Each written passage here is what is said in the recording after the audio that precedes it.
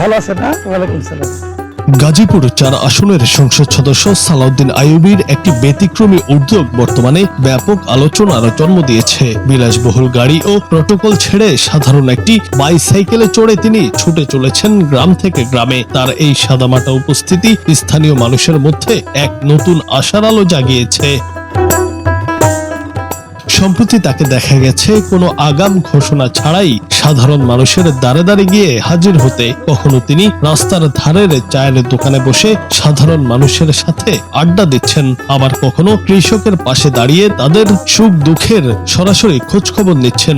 একজন সংসদ সদস্যকে এভাবে অতি সাধারণ বেশে নিজের বাড়ির সামনে পেয়ে স্থানীয়রা যেমন অবাক হচ্ছেন, তেমনি উচ্ছ্বাসিত বোধ করছেন। তাদের মতে এতে তার সাথে সাধারণ মানুষের দূরত্ব অনেক কমছে।